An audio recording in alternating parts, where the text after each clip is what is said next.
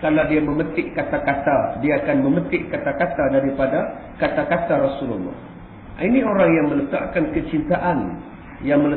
kecintaan kepada Nabi mengatasi sekalian makhluk yang lain.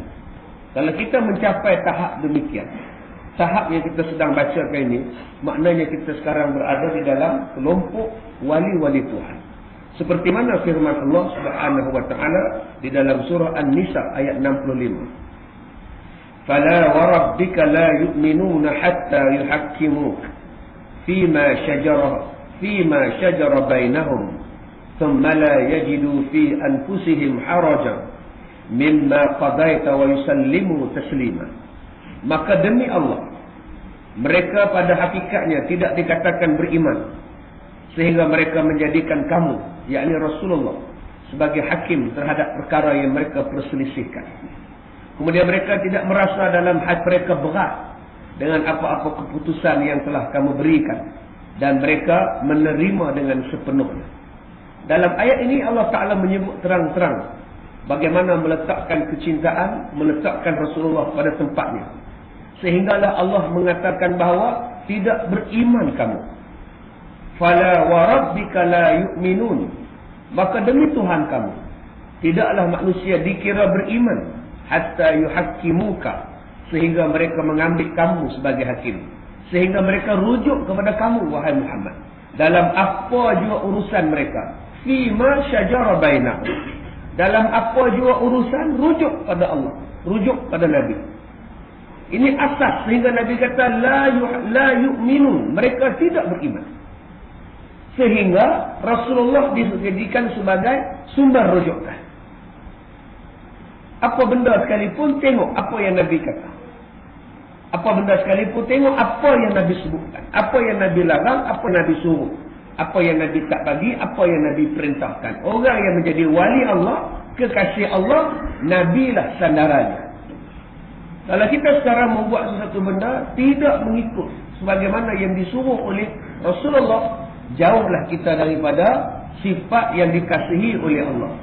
Seperti mana firman Allah Subhanahu wa taala di dalam surah Al-Ahzab ayat 21, laqad kana lakum fi rasulillahi uswatun hasanah liman kana yarjullaha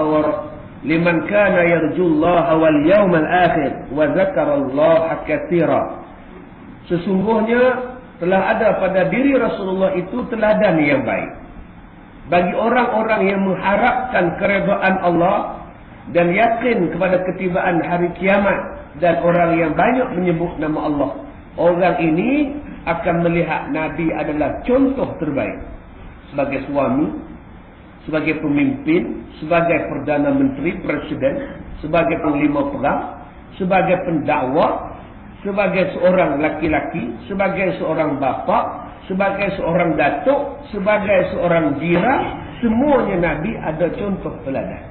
Nak tidur Nabi aja, nak masuk tandas Nabi aja, nak main bola Nabi aja, nak berpakaian Nabi aja, hatta nak sikat rambut pun Nabi aja. Nak bercelak berwangi-wangian pun Nabi mengajar. Nak berjalan Nabi aja, nak susun kasut pun Nabi aja. Mana ada satu manusia yang lengkap pengajarannya macam Rasulullah. Sehingga nak berkumur-kumur ambil air semayang pun Nabi aja. Nak makan Nabi aja. Berapa jari, berapa kali minum, berapa kali seduk, bernafas ketika minum, semuanya Nabi aja. Orang yang beriman kepada Allah, orang yang yakin pada hari kiamat, orang yang banyak sebut nama Allah, perbuatannya, perkataannya, tingkah lakunya, dia akan tiru daripada Nabi SAW. Dia tak tiru daripada cara hidup orang lain. Kerana cara hidup orang lain belum tentu ada keberkatan. Kata-kata orang lain belum tentu ada keberkatan. Makan minum cara orang lain belum tentu ada manfaat. Tetapi apa yang Rasulullah buat, kalau kita tiru, semua dia bermanfaat. Kerana apa yang Nabi buat itu bukan saja-saja, melainkan diperbuat atas perintah Allah Subhanahu wa taala. Imam Malik bin Anas radhiyallahu an, imam bagi mazhab Maliki, selalu mengajar kitab Muwatta. Kitab Al-Muwatta di Masjid Nabawi di Madinatul Munawwarah. Kitab Muwatta ni dia mengajar. Dialah yang menulis, dia mengajar kitab Al-Muwatta. Anak murid dia iaitu Imam Syafi'i menghafaz kitab Al-Muwatta'. Tuan-tuan pergi kedai kitab, cari kitab Al-Muwatta'. Ada 2 jilid yang tebal. Lebih tebal daripada buku kita sekarang. 2 jilid. Imam Syafi'i menghafaz kitab Al-Muwatta' ini word by word. Boleh bayang tuan-tuan daripada muka surat yang pertama sampai muka surat di belakang, dia boleh hafal semua. Ini Imam Syafi'i, ini alim tuan-tuan. Sebab itu bila dia berguru dengan Imam Malik, Imam Syafi'i duduk depan Imam Malik. Imam Malik tengah nak mengaji kitab. Dia ambilnya jari, dicelupnya pada elio dia dan ditulis di tapak tangan. Apa Tok Guru cakap dia tulis. Imam Syafi'i ni orang miskin. Mana mampu nak beli kalam, mana mampu nak beli papan tulis, mana mampu nak beli pensel, tak mampu nak beli kertas. Akhirnya pergi mengaji dengan Imam Malik, tulis dengan jari, dakwahnya elio, papannya ialah tapak tangan. Tuan boleh bayang tak macam mana mengaji. Imam Malik tengok budak ni, aku mengajak dia main elio.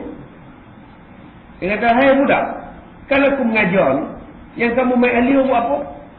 Kata Imam Syafi'i yang masih kecil masa itu, saya tidak main elio tuan, saya menulis apa tuan cakap. Kalau kamu tulis apa yang aku cakap, kamu baca apa yang kamu tulis, mana nak nampak elio di tapak tangan?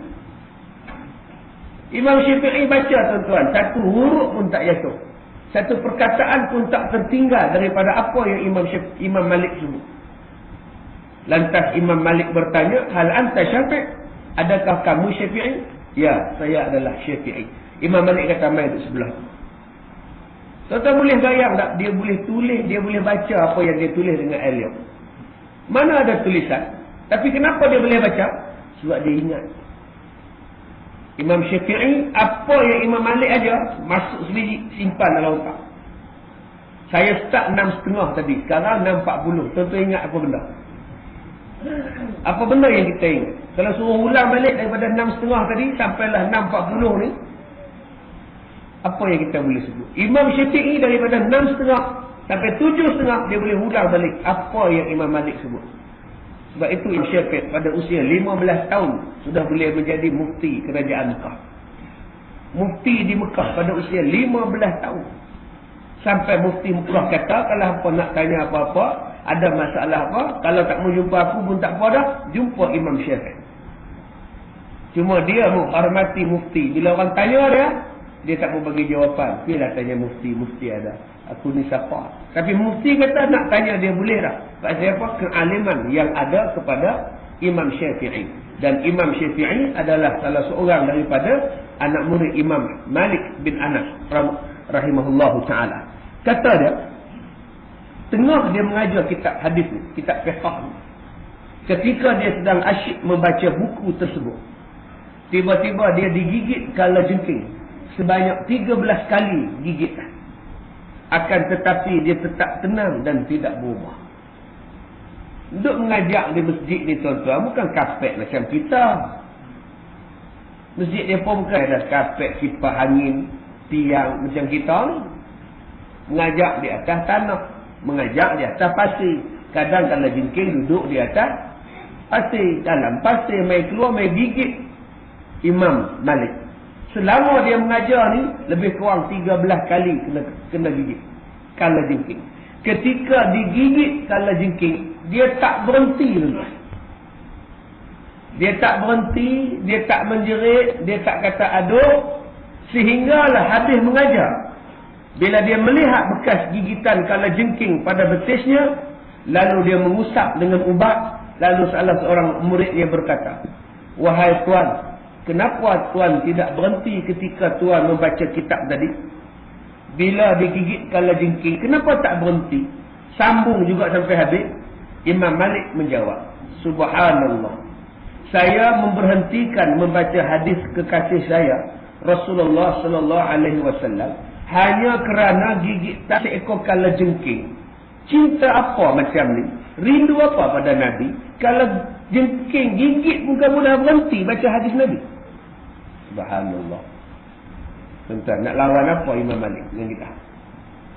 Kalau jengking gigit kaki dia, tak berhenti kerana sedang membaca hadis Nabi. Kita hari ni, hadis Nabi, berapa banyak yang kita hormat? Berapa banyak kita hormat? Nyamuk mari dalam masjid pun tak nak datang. Tajuk kitab hadis, tajuk pelajaran hadis. Nyamuk gigit, tak mau orang. Sejuk sikit, tak mau orang. Belum lagi digigit oleh kalajengking. Kalau main mengaji hadis, main mengaji fiqh, baca tentang hadis Rasulullah, kena gigit dengan kalajengking kita ni, agak-agak tobat lahum, tak main dah surau. Tak nak orang surau tu banyak kalajengking. Tapi Imam Malik ni tuan-tuan masih lagi mengajar. Sampai sepanjang dia mengajar 13 kali dia digigit oleh kalajengking. Menunjukkan kecintaan kepada Nabi SAW. Ada setengah masjid surau. Kadang-kadang dia buat buletin. Buletin surau, buletin masjid. Muka depan buletin tu gambar masjid, gambar dia punya logo dia. Bawah dia tu hadis Nabi. Hadis Nabi SAW. Tak di pintu. Ada orang yang langkah gitu je. Tak simpan pun hadis. Ada yang ambil baca-baca hadis, tak gitu je. Seolah-olah tak ada nilai hadis Nabi begini. Dia pun tak fikir orang step, dia pun tak fikir orang pergi buat printing, dia pun tak fikir orang yang pergi menulis hadis tu. Dan lebih yang dia tak fikir, siapa punya kata-kata. Ni yang kata tak menunjukkan kehormatan kepada hadis Nabi. Apa salahnya ambil, buah dalam pokek, lipat. Buat balik ke anak-anak, suruh anak baca. Ada setengah orang dia masuk saja dalam masjid, dia langkah pula atas. Dia tengok dia baca hadis tu sambil berdiri. Tak ada nilai apa bagi dia. Ada orang yang menilai kata-kata ahli taqwa lebih daripada kata-kata Rasulullah. Ada yang menilai kata-kata pemimpin lebih daripada kata-kata Rasulullah. Ada yang menilai dan menghormati cogan-cogan kata lebih daripada menghormati sabda-sabda Rasulullah sallallahu alaihi wasallam. Baik, Sa'id bin Musayyib pernah ditanya tentang satu hadis Rasulullah sallallahu alaihi wasallam. Sementara dia sedang sakit teruk. Sa'id ni demam. Demam ni sampai tak boleh bangun. Orang datang ziarah dia sebagai tok guru, sebagai seorang sahabat Nabi. Orang mari datang tanya dia, ziarah dia, merangkap nak soal kepada dia. Bila orang tanya dia, dia sedang berbaring. Tanya tentang hadis Nabi. Lalu dia berkata, tolong bantu aku duduk. Tidak layak saya menyebutkan hadis Rasulullah sementara saya duduk dalam keadaan berbaring. Tak molek sangat saya baca hadis Nabi dalam keadaan saya melunjur tu. Tolong bangunkan saya nak duduk. Subhanallah. Dalam keadaan sakit, orang tanya pasal hadis. Dia jawab, dudukkan saya. Tak layak saya untuk baca hadis dalam keadaan berbaring. Imam Malik tuan-tuan, kalau orang datang di rumah dia nak tanya tentang hadis Nabi, dia masuk dalam rumah dia, dia mandi, dia ambil wuduk, dia pakai baju lawa-lawa, baru dia menghadap orang yang datang nak tanya. Bila orang tanya, kenapa tuan ambil wuduk? Kenapa tuan pakai baju lawa-lawa? Imam Malik jawab, sebab saya nak baca hadis Nabi. Saya nak bercakap tentang hadis Nabi. Takkan nak pakai baju compang-camping. Takkan nak pakai dalam keadaan busuk badan. Takkan nak baca hadis dalam keadaan tak selesa. Saya pakai macam ni sebab saya sedang nak membaca hadis-hadis Nabi SAW. Ini tanda-tanda wali tuan-tuan. Kita kalau kita sebut ni Nabi cakap, ada orang jawab, hadis lain tak boleh pakai. Nak cari hadis nak kena aku je. Oh, dia marah balik. Kita kata ni bukan saya cakap, ni Rasulullah cakap. Yalah, kalau Rasulullah cakap tu, banyak lagi hadis lain. Yang baca hadis ni saja buat apa? Macam nak perli orang je. Yang ni jauh daripada wali. Wali, apa cakap Nabi, dia terima. Apa kata Rasulullah, dia terima. Dia meletakkan kata-kata Rasulullah lebih daripada kata-kata orang lain. Dia dah lebihkan itu. Dia tak dengar cakap ustaz. Dia takkan dengar cakap tok guru. Dia takkan dengar cakap pemimpin. Dia takkan dengar cakap artis. Melainkan cakap-cakap itu berbetulan dengan cakap Rasulullah. Kalau cakap-cakap manusia tadi tak betul dengan hadis Rasulullah, tolak segala cakap-cakap. Nabi cakap lain, kamu cakap lain. Saya tak boleh ikut. Saya ni bercakap lain. Nabi cakap lain. Tuan-tuan jangan ikut saya. Tuan-tuan kena ikut ustaz yang mengikut Nabi. Tuan-tuan kena ikut tok guru yang mengikut Nabi. Tuan-tuan kena mengikut pemimpin yang pemimpin itu mengikut Rasulullah. Kalau mereka tidak mengikut Rasulullah, tidak sebab untuk tuan-tuan mengikut mereka. Kerana mereka tidak boleh bantu kita di hari kiamat. Mereka tidak boleh bagi syafaat kepada kita di hari kiamat. Dan mereka juga tidak berbetulan dengan Rasulullah sallallahu alaihi wasallam. Ini yang menjadi perbandingan kita. Wali-wali Allah bila mendengar sesuatu perkataan, dia akan refer dengan hadis Rasulullah. Wali-wali Allah bila dia melihat satu-satu tindakan yang diperbuat oleh sesiapa juga, dia akan menilai daripada sudut Rasulullah buat ataupun tidak. Rasulullah buat ataupun tidak. Ini yang kata wali. Malam ni kita nak baca Yasin umpamanya. Kita nak sambut nisfu Sya'ban. Betul, bagus baca Yasin, baca. Tapi apa perlu kita baca sampai 3 kali? Adakah hadisnya yang menyuruh kita membaca 3 kali? Adakah? Adakah Rasulullah memperbuatnya? Nak baca boleh, baca sekali pun boleh. Nak baca 3 kali pun boleh.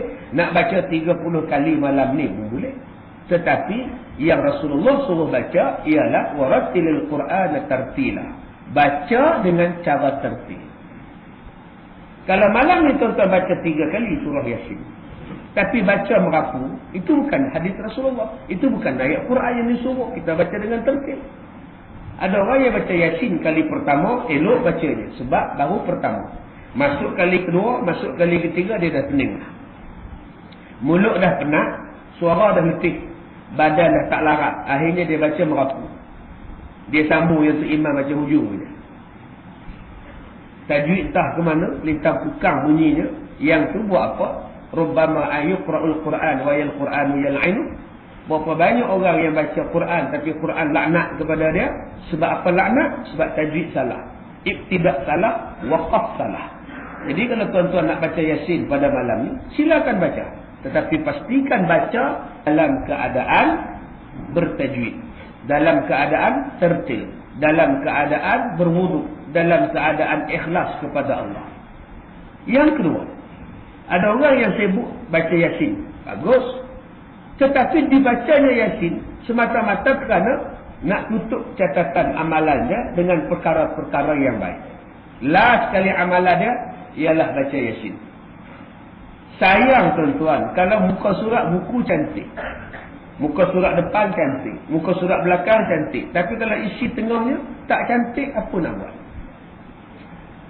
Buku, muka surat depan cantik, muka surat belakang pun cantik, tapi kalau isinya hodoh, apa faedah? Ada orang yang penutup hidup, penutup kitab dia tahu ini cantik, dihabiskan dengan bacaan Yasin, dihabiskan dengan Qiyamul Lail. Bagus. Tengah-tengah ni, tengah-tengahnya apa kamu buat? Bukankah Nabi sebut dihimpunkan hadis-hadis tentang malam nisfu Sya'ban?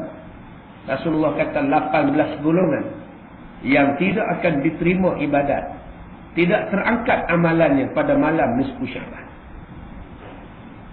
Lebih baik kita membicarakan tentang 18 golongan itu daripada kita sibuk untuk baca Yasin sampai kita terlupa yang kita termasuk salah seorang daripada 18 golongan itu, sehingga Allah tidak menerima amalan. Malah kitab kita yang nak ditukar pada malam ini pun tak terangkat ke langit, sebab kita termasuk 18 golongan itu. Apa dia 18 golongan itu? Di antaranya ialah pembunuh. Di antaranya ialah peniaga yang menipu dalam jualan, mengelak dalam jualan. Yang pertama pembunuh, orang yang bunuh orang. Yang kedua, peniaga yang mengelak, yang menipu dalam perniagaan. Ni bulan Ramadan nak datang ni, berapa banyak yang pergi meniaga menipu. Tak habis malam dia pergi jual hari ni. Tak habis kuih malam dia pergi perangat jual hari ni pula. 5 kuih baru, 5 lagi kuih lama. Bila orang makan sakit perut, bila orang makan gatal kerompong, bila orang makan gatal lidah. Sebab yang semalam punya kan menipu namanya itu. Bila orang tanya ni bila punya lauk, semalam tak hari ni. Hari ni. mengaku yang hari ini, padahal yang semalam ni. Itu nama dia peniaga yang menipu. Amalan dia tidak terangkat pada malam nisfu Syaban. Perbetulkan balik keadaan itu. Yang ketiganya orang hasad. Orang dengki, orang kianat. Hasad pada suami isteri yang bahagia. Hasad pada orang kaya. Hasad pada orang miskin. Hasad pada orang berilmu. Hasad pada orang yang rajin main mengaji. Hasad pada orang yang baik. Tuan-tuan cukuplah dikira hasad bila tuan-tuan sebut padan muka. Dengar ceritanya, dia dah bercerai dengan isteri dia ya. Padan muka pun. Itu sudah dikira sebagai hasad. Amalan tak diterimalah kalau tuan-tuan ada satu perasaan hasad yang sedikit dalam hati tuan-tuan. Hasad tengok orang azan. Menyampah pun, nak tidur pun tak boleh. Bising dengan azan. Hasad dengan azan. Tak diterima ibadat. Malam nisfu Syaban sibuk baca Yasin. Tapi hasadnya penuh dalam jiwanya. Yang keempat mengumpat. Orang yang kaki mengumpat. Kata dekat orang. Apa benda pun kata. Panggil kenuri pun mengumpat. Tak panggil kenuri pun mengumpat. Bila dia jemput kenuri mengumpat, lauknya tak sedap. Tu yang aku makan sakit perut. Selaku untuk mengumpat juga. Bila tak dipanggil, mengumpat juga. Apa saya tak kena panggil? Pada dulu, kenuri saya, 3 anak saya kenuri dipanggil dia. Sekarang ni dia kenuri anak dia, saya haram dipanggilnya. Apalah, mengumpat juga. Ini budaya mengumpat. Tengok orang gemuk diumpatnya, tengok orang kurus diumpatnya, tengok orang putih diumpatnya, tengok orang gelap pun diumpatnya. Orang yang pengumpat tidak akan diterima ibadat. Yang kelima, peminum arak. Yang keenamnya ialah penzina. Yang ketujuhnya, orang yang derhaka kepada mak bapak. Yang derhaka pada mak bapak. Kalau kita malam ni baca Yasin, tapi dalam masa yang lain kita lawan mak bapak, sia-sialah bacaan Yasin malam ni. Sia-sialah tuan-tuan nak puasa nisfu Syaban itu. Lawan mak bapak. Apa faedah? Ditengkirnya mak dia, dijekahnya bapak dia. Apa faedah lagi tuan-tuan?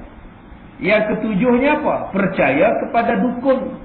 Percaya kepada bomo yang syirik. Bomo yang menurun. Bomo yang menjampi menggunakan jin.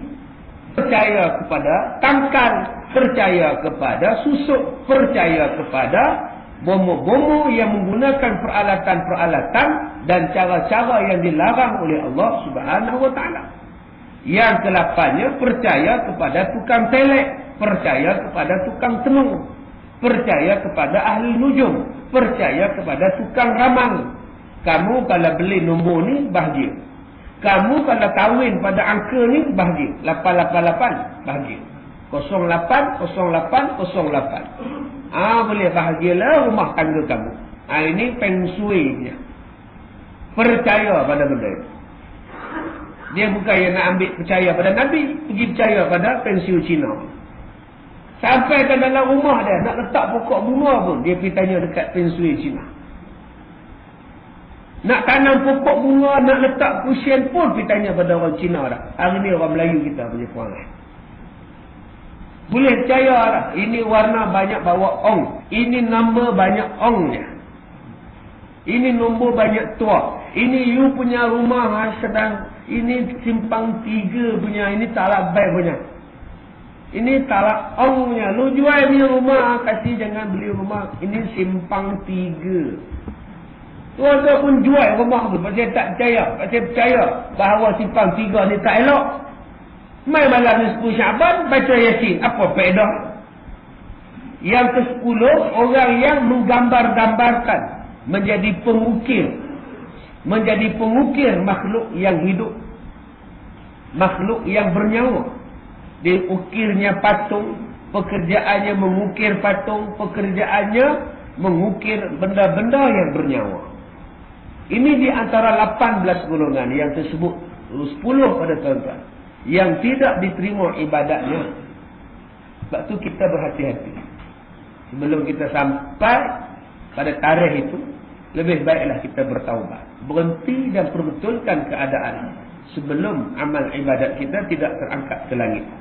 Oleh kerana itu, kebanyakan orang-orang soleh kalau melihat tanda dan bekas-bekas peninggalan Rasulullah sallallahu alaihi wasallam di Madinatul Munawwarah, mereka akan menangis.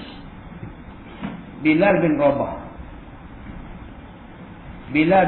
tengok tempat Nabi duduk, sementara nak tunggu sembahyang pun tak boleh. Habis-habis Bilal bin Rabah selalu tengok Rasulullah ada di belakang. Bila Rasulullah wafat, habis dia azan, dia kali belakang, Rasulullah tak ada. Tak ada Rasulullah tu dia menangis. Selalunya lepas dia azan, dia akan kali belakang, dia tengok Nabi dah ada lah, nak jadi imam sembahyang. Bila Nabi tak ada, bila Nabi wafat, dia macam biasa, habis-habis azan tengok tak ada. Dia tak boleh duduk di Madinah. Bilal bin Rabah tak boleh duduk. Pasal apa? Teringat. Tengok rumah Nabi teringat. Tengok tempat Nabi duduk teringat.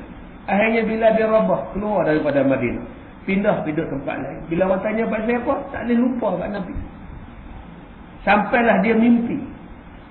Rasulullah tanya dia dalam mimpi, kamu lama tak ziarah makam apa? Baru bila dia balik ke Madinah, tuan-tuan, teringat. Bila sampai di Madinah, jumpa cucu dua orang Nabi, Husain Hasan dan Husain. Kata Bilal, aku bila tengok kamu berdua, saling tak tumpah kamu berdua ni dengan Rasulullah. Teringat balik tu. Ini Bilal bin Rabah. Sehinggalah dia azan pada hari itu dalam rekod menunjukkan bahawa hari yang paling syahdu di Madinah ialah hari Bilal bin Rabah balik daripada luar untuk azan di Masjid Madinah. Itulah hari yang paling syahdu sekali. Semua orang pakak menangis kerana teringat kepada Rasulullah, dan kerana orang tengok betapa silu dan hibahnya Bilal bin Rabah tentang Rasulullah sallallahu alaihi wasallam. Kecintaan yang begitu meluak-luak sebagai seorang sahabat dengan nabinya. Seorang penyair mengatakan, saya berjalan melintasi di rumah-rumah Al-Madinah Al-Munawwarah, iaitu rumah-rumah di malam hari. Saya mencium setiap yang mempunyai dinding satu demi satu. Bukan kecintaan kepada rumah-rumah ini yang membuatkan hatiku rindu, akan tetapi kecintaan kepada orang yang pernah tinggal di dalam rumah tersebut menjadikan aku rindu kepada mereka. Seorang penyair berkata, bila dia lalu dekat pekan Madinah, dia akan singgah di rumah-rumah. Dia akan pegang rumah-rumah. Bukan dia rindu kepada rumah itu, dia rindu kepada sahabat-sahabat Nabi yang pernah tinggal dalam rumah itu. Berhenti di depan makam Rasulullah, pegang. Bukan dia rindu kepada makam itu, dia rindu kepada Rasulullah sallallahu alaihi wasallam. Ini kecintaan yang perlu ada dalam jiwa kita. Kita selalu sebut Nabi Muhammad, lalu kita selawat ke atas Nabi. Persoalannya, adakah kita tidak pernah teringin nak melihat wajah Nabi macam mana? Bagaimana rupa Rasulullah? Tak teringinkah dalam diri kita nak hidup dengan Nabi, nak jumpa dengan Nabi, nak bercakap dengan Nabi, nak berjiran dengan Nabi? Kita masih ada peluang. Peluang itu hanya kita akan dapat jika kita masuk ke dalam syurga. Kita kalau dengar suara juru hebah pun kita rasa seronok. Macam manalah rupa juru hebah, macam manalah rupa DJ. Kalau lah aku boleh jumpa dengan DJ pun kita seronok nak jumpa. Ni hadis Nabi ni, pernah tak kita perasan macam mana rupa Rasulullah? Yang Rasulullah tengok malaikat Jibril bawa dia naik ke langit, satu langit Nabi jumpa seorang laki-laki yang sangat tegak, yang sangat lawa. Nabi tengok laki-laki ini. Jibril kata, Muhammad, itulah Yusuf bin Yaqub.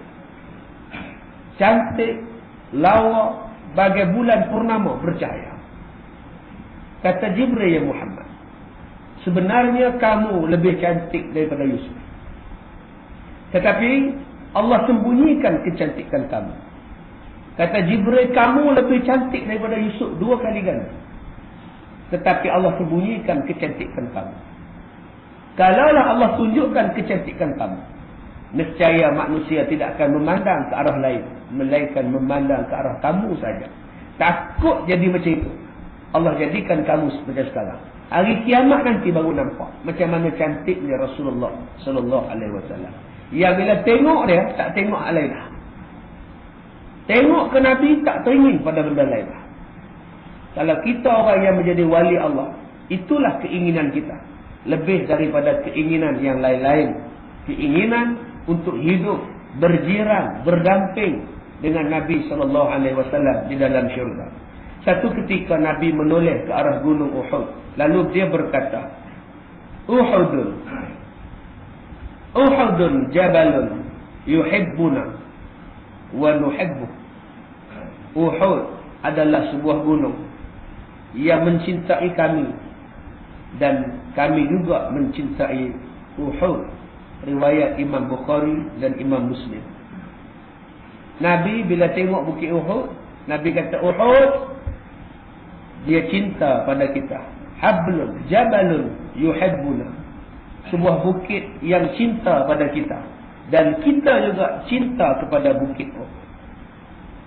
Ada orang yang pergi Madinah, bila ziarah bukit Uhud, dia tak tanya apa mutawif tu. Bukit Uhud mana? Yang dia tanya, kurma di mana? Murah. Dia berkata murah. Di sini dia cari kurma. Yang dia sibuk cari kacik Fatimah. Menantu nak salin. Pesannya. Tu dia berkata di Bukit Uhud bila murah. Tu dia datang nak beli kacik Fatimah. Tongkat Ali. Macam-macam. Tak ada dia kisah mana dia Bukit Uhud. Yang mutawif duduk terang lah tuan-tuan. Tentera kafir datang daripada sini. Tentera Islam duduk atas bukit sini. Dia tembak kafir ke sana. Bila kafir kalah, kafir patah balik, dia turun. Kafir naik atas bukit, tembak dia pula. Yang dengar penerangan dia apa? Yang lain ambil gambar. Kes hitam ambil gambar. Ambil gambar dengan anak, ambil gambar dengan isteri. Isteri rendah, dia tinggi. Ni kepala isteri, ni kepala isteri. Dia buat dua gitu atas kepala isteri dia. Dia bukan ambil kisah Bukit Uhud di mana. Dia tak ada Bukit Uhud ni salah satu bukit yang masuk syurga. Salah satu bukit, salah satu ahli syurga yang masih ada. Yang boleh kita nampak. Tengok dia pun jadi ya. Bukan kita suruh puja, pergi makan, pergi cium bukit tu. Tidak. Abu Bakar yang ahli syurga mati, kita tak nampak. Umar ahli syurga, kita tak nampak. Bilal bin Rabah ahli syurga, kita tak tahu di mana. Di mana dia, macam mana rupa dia, kita tak tahu. Osman ahli syurga, kita tak tahu. Ali ahli syurga, kita tak tahu rupanya macam mana. Kita tak tahu rupa dia. Talha macam mana dia ahli syurga, kita tak tahu. Zubair al-Awwam ahli syurga, kita tak tahu rupanya macam mana. Abdul Rahman bin Auf ahli syurga yang dijamin oleh Nabi, kita tak tahu rupanya macam mana. Salah satu ahli syurga yang dijamin masuk syurga ialah Bukit Uhud, depan mata kita. Bila Bukit Uhud bakal masuk syurga. Bila buat tu itu. Bayangkan tuan-tuan. Yang ahli syurga yang lain semua dah tak ada. Yang ada sekarang ni ahli syurga yang kita nampak tu dalam Bukit Uhud. Sebab ketika berlakunya peperangan Uhud, Nabi kata bawa balik syahid-syahid ni, syuhada ni, bawa balik ke Madinah. Kita ke bumi di Madinah. Tiba-tiba menangis satu suara. Rupa-rupa yang menangis di Bukit Uhud. Kalau mereka bawa balik ke Madinah, saya pun nak ikut sekali. Saya nak duduk dengan dia. Tolonglah kebumikan di sini. Cakap tuan-tuan, bukit cakap dengan Rasulullah. Ini mukjizat Rasulullah. Boleh cakap. Kata Rasulullah, kamu duduklah di situ. Kamu salah satu daripada bukit yang masuk syurga. Macam kayu tempat Nabi menyandar ketika menyampaikan khutbah. Bila Nabi menyandar di situ, sahabat tak nampak. Seorang sahabat mengesyorkan Rasulullah, izinkan saya buat satu 3 anak tangga, satu mimbar yang ada 3 anak tangga, supaya senang Rasulullah berdiri. Baca khutbah, dengar kami ni, nampak kami ni. Kata sahabat kepada Rasulullah. Rasulullah menjawab, buatlah. Bila siap mimbar yang baru, yang diperbuat daripada kayu, dengan 3 lapis anak tangga, Nabi berdiri. Sedang Nabi baca khutbah, tiba-tiba dengar suara menangis, dan seluruh sahabat mendengar suara yang merintih. Rupa-rupanya suara yang merintih itu ialah pokok batang kurma yang Nabi selalu menyandar. Dan sekarang bila Nabi baca khutbah, Nabi tak menyandar pada dia lagi. Nabi tepuk dia. Nabi kata, kenapa kamu menangis? Selalunya Rasulullah menyandar pada saya ketika menyampaikan khutbah. Tetapi sekarang dah dapat mimbar baru, Nabi dah tak sandar pada saya. Kata Rasulullah pada dia, kamu nak aku sandar pada kamu, kemudian aku mati, kamu pun tinggal gitu aja? Ataupun aku tak sandar kamu dan kamu akan bersama-sama aku dalam syurga? Jawab batang kayu tadi, aku akan pilih syurga ya Rasulullah. Maka diamlah kayu itu, dan Nabi teruskan baca khutbah. Janji masuk syurga dengan Nabi. Kayu pun tuan-tuan, pokok pun nak masuk syurga dan nak jumpa dengan Rasulullah dalam syurga. Apa hena kita ni sangat tuan-tuan, tapi tak ada keinginan untuk sebut nak jumpa Nabi. Mana lebih hena kita ni antara kita dengan batang pokok tadi? Kalau batang pokok, kalau bukit Uhud ada keinginan untuk hidup dengan Nabi dalam syurga, kenapa kita tidak pernah lapaskan satu perkataan pun, aku nak hidup dengan Nabi dalam syurga? Ini cita-citaku. Seorang perempuan guru acara majlis, dia jumpa saya, dia telefon saya, dia minta biodata untuk dibaca sebelum ceramah. Dia tanya, Ustaz asal mana? Saya pun sebut. Ustaz anak berapa? Saya sebut. Ustaz isteri berapa? Saya pun sebut. Cita-cita Ustaz, cita-cita saya untuk masuk syurga. Menang dia. Dia benar Ustaz. Benar lah. Apa yang tak benar? Iya, masuk syurga ya? Iya, itulah cita-cita saya pun. Tuan-tuan, cita-cita apa? Ahli bomba. Budak-budak sekolah dulu. Tuliskan cita-cita awak semua ya. 3 cita-cita cikgu nak. Ahli bomba, askar, polis. Kawan belakang dia pula, polis, askar, bomba. Duk kena gitu. Macam saya sekolah rendah, saya ingat lagi. Kawan saya sebut apa? Cita-cita apa? Yang di Pertuan Agong.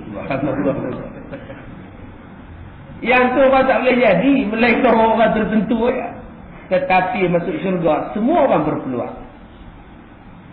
Semua orang berpeluang. Tuan-tuan, dada kecil, tak boleh jadi polis. Tuan-tuan rendah, tak boleh jadi askar. Tuan-tuan ni pitam, tengok darah, tak boleh jadi polis. Tuan-tuan ni kena asap sikit pengsan, tak boleh jadi bomba. Tetapi bila masuk syurga, pitam ke, pendek ke, rendah ke, dada kecil ke, tarik nafas besar mana, tak ada bernafas besar mana dada tu, semua boleh masuk syurga. Peluang yang Tuhan bagi adil belakang.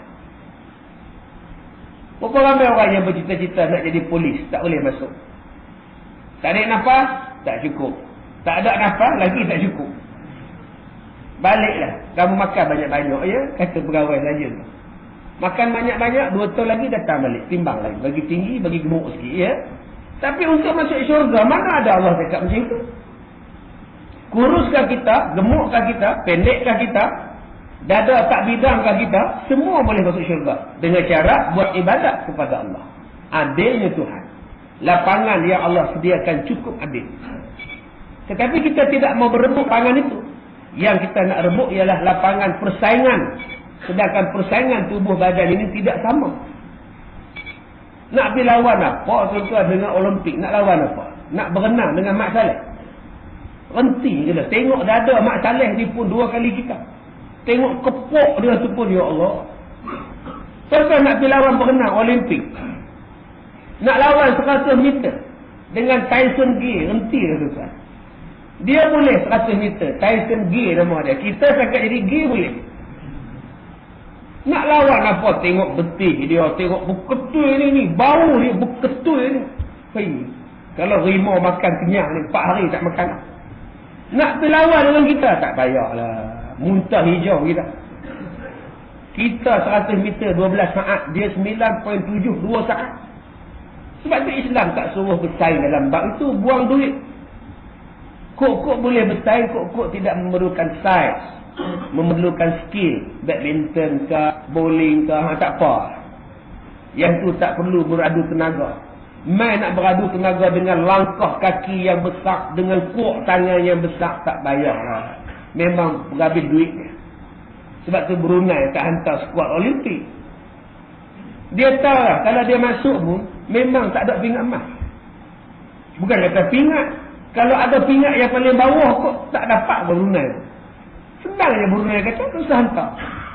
Relax je tuan-tuan. Tak pernah pun. Dulu di Athens pun, Brunei cuma hantar kontijen pegawai. Boleh duk babai. Bukan ada atlet sokan pun. Sebab dia tahu tak boleh pergi. Yang kita sibuk nak bagi hantar berjuta-juta, kalah saja nak buat apa? Kalah nak buat apa? Habis hantar cowek sudah. Ni tumpuk, tampuk apa semua hari semua tua-tua bangsa lebih hantar buat apa? Banyak faedah lain lagi tuan-tuan. Yang disuruh beribadat dalam bentuk ni. Bersaing dalam bentuk mencari syurga. Untuk mencari syurga, laki-laki dan perempuan sama padan. Tapi untuk mencari dunia, laki-laki mesti menang daripada perempuan. Nak main bola dengan perempuan, kalahlah perempuan. Nak gusti dengan perempuan, kalahlah perempuan. Nak pergi main badminton dengan orang perempuan, kalahlah orang perempuan. Tetapi kalau nak cari syurga, belum tentu laki-laki menang. Silat-silat hari bulan, perempuan lebih menang daripada kita. Sebab apa? Sebab lapangan untuk mencari syurga terbuka luas. Datarannya luas, balapannya pun luas, padangnya pun luas, sama rata, sama adil. Siapa yang rajin saja boleh menang.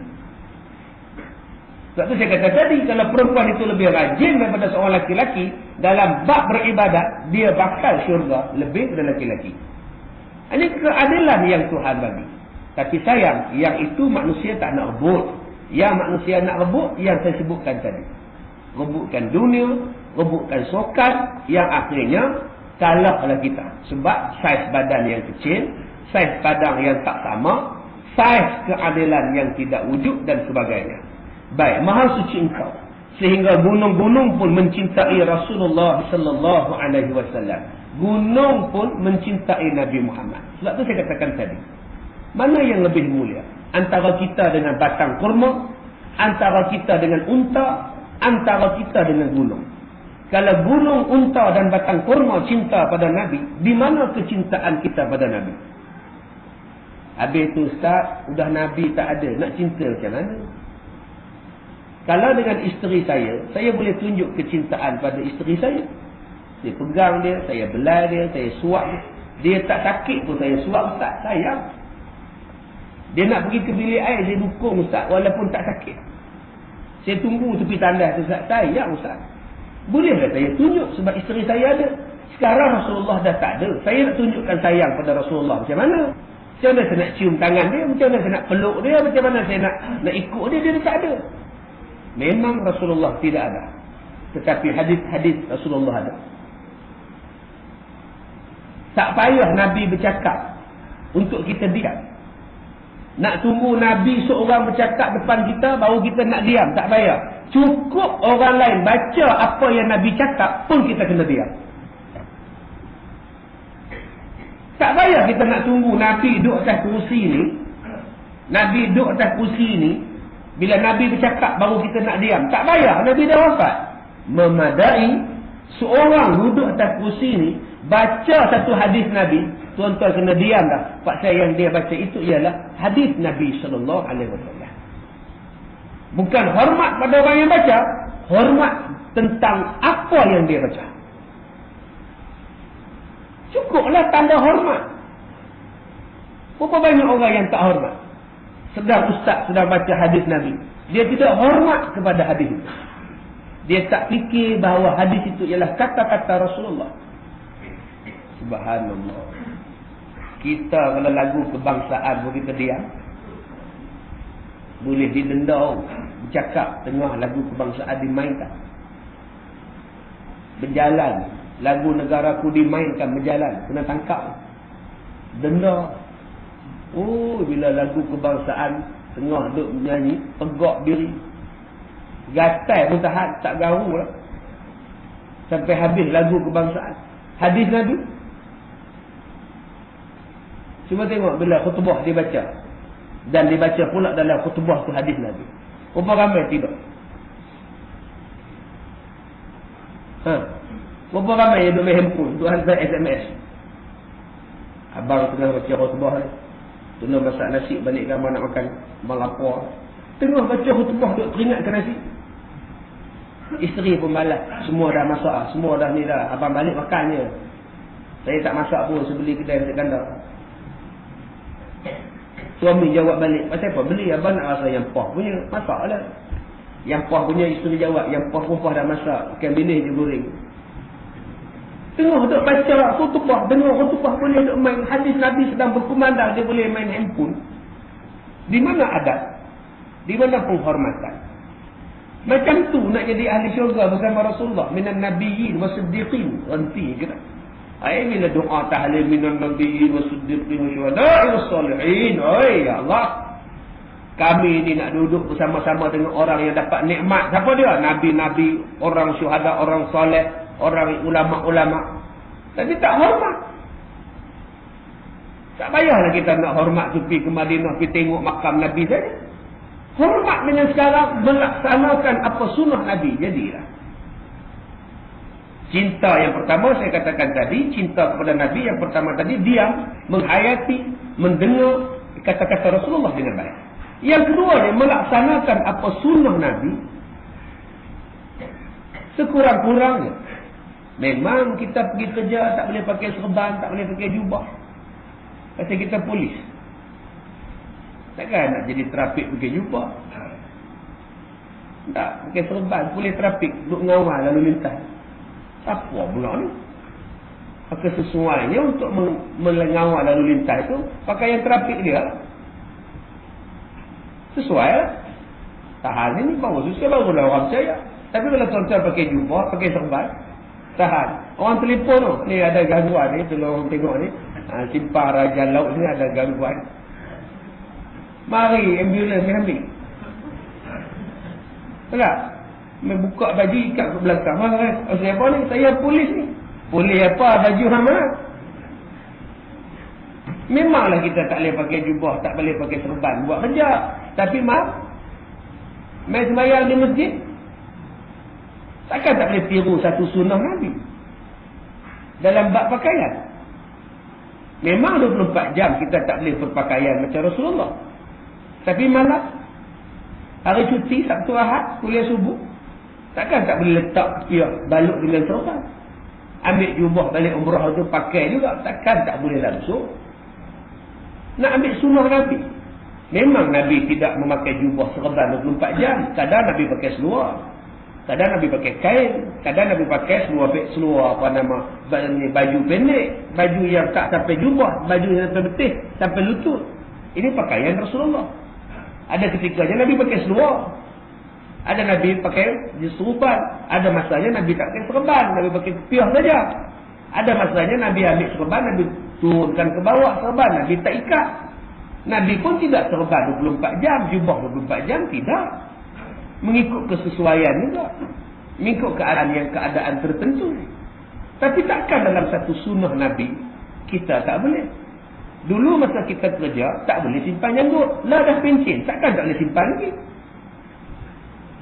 Tak ada keinginan untuk tiru sikit janggut Nabi. Dulu masa kita kerja memang ada aturan dia, tidak dibenarkan menyimpan janggut, melainkan bagi anggota-anggota daripada keturunan Punjabi dan Singh sahaja. Singh boleh simpan janggut. Kici lembu jaga, yang tu boleh simpan janggut. Jambang pun boleh. Orang Islam tak boleh. Arahan. Dah pencen dah, takkan tak mau simpan lagi. Takkan terbawa-bawa semasa budaya belum pencen. Nak tiru sunnah. Jadi mesti ada satu kecintaan kepada kita. Tak banyak benda sunnah yang kita boleh buat. Sedikit yang kita amalkan yang berterusan. Pada satu hari Rasulullah duduk di atas mimbar menyampaikan khutbahnya yang tadi saya sebut. Sehinggalah batang kayu tadi sangat rindu seperti rindunya seekor unta betina yang bunting. Lalu mengeluarkan suara hal keadaannya seperti suara anak-anak kecil yang menangis. Maka Rasulullah pun turun dan meletakkan tangannya pada batang kayu tersebut dan menenangkannya. Sampailah batang kayu tadi terdiam. Imam Hasan al-Basri rahimahullah ta'ala telah memberikan komentar mengenai peristiwa ini dengan mengatakan, sungguh aneh, sangat aneh kalian. Batang kayu pun rindu pada Rasulullah, sementara kalian tidak pernah rindu pada Rasulullah. Ini kata-kata Imam Hasanul Basri. Malah ada orang yang ada satu hari tak sebut nama Nabi Muhammad. Malah ada orang yang hidupnya 70 tahun, satu hadis Nabi pun tak hafaz. Tak hafaz. 70 tahun hidup. Satu hadis pun tak hafaz. Tapi semua lagu dia hafaz. Sampai buat pertandingan, jangan lupa lirik. Dia besar sangat lirik. Anda yakin dengan lirik ini? Boleh ingat semua lirik. Lagu Mak Saleh ke, lagu orang putih ke, semua dia ingat. Main hadis Nabi, tak ingat. Umat apa ni tuan-tuan? Kanun sana ingat, kanun sini ingat, pasal ini ingat, syekh ini ingat, semua ingat. Main hadis Nabi pun tak ingat. Apa ni? Semua ingat. Nama ini ingat, nama ini ingat, nama ini ingat, nama pemimpin Venezuela ingat, pemimpin Perdana Menteri Costa Rica pun dia ingat. Mai tanya dekat dia, Nabi ni nama lain selain daripada Muhammad, nama apa? Nabi nama apa? Muhammad. Nama lain bagi dia? Tak tahu. Pemimpin Costa Rica, dia nak sebut nama pun susah. Aliango, Elando, Fernando, semua dia ingat. Tapi nama lain bagi Nabi dia tak ingat. Cinta apa kata Rasulullah? Salah satu daripada nama Nabi ialah Yasin. Sebab itu dalam surah Yasin, Yasin wal Qur'anil Hakim innaka laminal mursalin. Innaka balik kepada kamu wahai Muhammad. Yasin, demi Al-Quran yang bijaksana, sesungguhnya kamu adalah Rasul yang diutuskan. Nampak? Kazim, demi Al-Quran yang bijaksana, kamu tu hamba Allah. Nampak? Balik kepada apa? Pada Kazim itu. Muhammad, demi arahan, kamu ditugaskan pergi ke Somalia. Nampak? Innaka tu kamu tu balik pada nama asal. Bidin, demi negara, kamu ditugaskan pergi berkhidmat di perbatasan. Bidin, demi negara, kamu diarahkan pergi berkhidmat di perbatasan. Kamu tu balik pada siapa? Balik kepada Bidin. Tiba-tiba Bidin mati. Itu yang isteri dia ni, Combi. Abang Bidin, serta ibu mertua aku, 1962. Ingat tak Abang Bidin? Yang Piramli buta, teraba-raba, pergi duduk depan rumah Mami. Dreba Mami tengok, ada orang buta Mami. Kesian. Bawa dia masuk ke rumah Mat. Kan dia masuklah rumah, duduk teriak si Combi tu. Duk peringatkan Abang Bidin. Abang Bidin ni lah yang pergi ke perbatasan. Kan Combi kena nasihat dengan Piramli. Abang dulu juga ada seorang isteri yang abang sayang. Dia meninggal. Sejak hari itu abang menangis siang dan malam, pagi dan petang. Akibatnya mata abang buta. Macam sekarang. Kalau Combi pun menangis juga, Combi pun buta. Itu cerita ibu mertua. Sekadar inforia, ya, ataupun info ternak lah, bagi maklumat sikit. Baik tuan-tuan, cuba sebut. Bidin, demi negara, kamu diarahkan ke perbatasan. Yasin, demi Al-Quran yang bijaksana, kamu adalah Rasul. Sebab itu ulama-ulama tafsir mengatakan bahawa salah satu daripada nama-nama Nabi ialah Yasin. Dan satu lagi Taha. Taha, ma anzalna alaikal Qur'ana litashqa. Taha, tidaklah diturunkan kepada kamu Al-Quran untuk menyusahkan kamu. Ma anzalna alaika, tidaklah kami turunkan pada kamu Al-Quran ini untuk menyusahkan kamu. Sebab itu dua nama ni, kalau tuan-tuan perhati di Masjid Nabawi, dua nama ni ada di dinding Masjid Nabawi. Yasin dan Taha. Yang lain tak ada. Dua nama ni ulama-ulama mengatakan adalah nama yang lain bagi nama Nabi Muhammad sallallahu alaihi wasallam. Yasin dan Taha. Sebab itu ada orang ibu nama Taha Yasin. Nah, tuan-tuan rahmati Allah. Bila kita faham macam ni, kita ambil berat sungguh tentang Nabi. Ada orang yang ambil berat tentang Piramli lebih daripada ambil berat pasal Nabi. Nak tiru misai Piramli, nak tiru style rambut Piramli. Angan-angan tinggi, nak jadilah Piramli. Rambut macam duri, dikerinting sendiri. Ambil jarum peniti, cucuk-cucuk atas pipi. Pasal apa? Nak jadi macam Piramli. Cara berjalan macam Piramli, cara tidur macam Piramli, cara menyanyi pun macam Piramli. Tapi kenapa tak ambil cara Nabi berjalan? Cara Nabi makan, cara Nabi tidur. Nabi bangkit tidur, Nabi buat apa? Nabi bangkit tidur, Nabi lunjuk ke arah kiblat. Inna fi khalqis samawati wal ard wa ikhtilafil laili wan nahar. Nabi baca surah Ali Imran. Nabi sapu daripada badan dia sampai habis ke kaki. Baru Nabi masuk bilik mandi. Bangkit tidur, inna fi dulu baca. Inna fi khalqis samawati. Tiru perbuatan Nabi. Kita bangkit tidur apa? Nampak. Tengah dia duduk akak menggeliat tu, isteri sebelah dia bangun juga. Ngantuk lah, isteri kena. Pengsan terus isteri. Tak, bangkit tidur bukan cara Nabi. Tidur bukan cara Nabi. Makan bukan cara Nabi. Apa? Tiba-tiba kata saya umat Nabi. Jauh tuan-tuan. Jauh sungguh kita. Masuk dalam rumah bukan tiru cara Nabi. Bekerja amanah bukan cara Nabi. Bekerja sungguh-sungguh bukan cara Nabi. Main-main kerja tu bukan cara Nabi. Sebab ada orang yang faham. Dia kata dia cara Nabi. Ni peniaga-peniaga. Niaga hari, pekan hari, pasal minggu, pekan malam, pasal malam. Bila kita tanya dekat dia, bagilah kurang sikit. Beli kurang sikit, dia jawab apa? Ni murah kak, saya meniaga ni memang meniaga Nabi kak memang tak ada untung lah. Melotak. Dia boleh kata saya meniaga ni macam meniaga Nabi ni. Memang Nabi tak ambil untung, saya macam tu kak. Ambil untung sikit-sikit je. Pembohong. Nabi meniaga lah paling untung sekali. Amanahnya dia, baiknya dia, toleransinya dia, tolak angsurnya dia. Sampai semua orang mencari-cari. Hari ni Nabi Muhammad buka kedai. Pasal baik Nabi tu. Orang tak pergi kedai lain, pergi cari Nabi tu. Sebab tu Khadijah berkenan pada Rasulullah.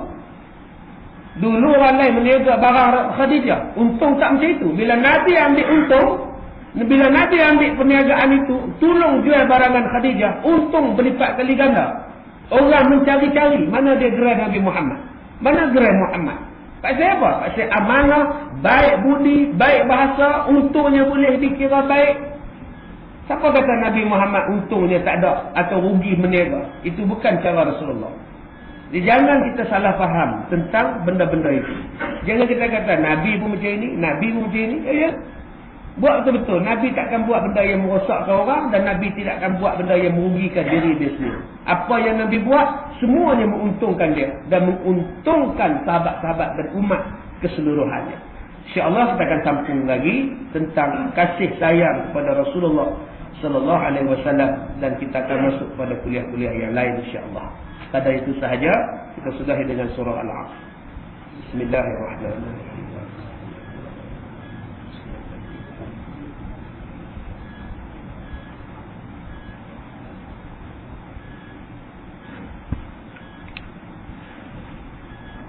Bismillahirrahmanirrahim. Alhamdulillahi rabbil alamin wassalatu wassalamu ala asyrafil anbiya'i wal mursalin wa ala alihi wa sahbihi ajma'in. Allahumma inna naj'aluka fi nuhuri a'da'ina wa na'udzubika min shururihim. Allahumma baddid syamlahum wa farriq jam'ahum wa shattit kalimatahum wa zalzil aqdamahum wa sallit 'alaihim qalban min kilabik ya qahhar jabbar al-munqim. Allahumma ya munzil al-kitab wa ya mujri as-sahab wa ya hazim al-ahzab ihzimhum wansurna 'alaihim. Walhamdulillahi rabbil alamin. Saya maaf jika terkasar bahasa. Assalamualaikum warahmatullahi wabarakatuh.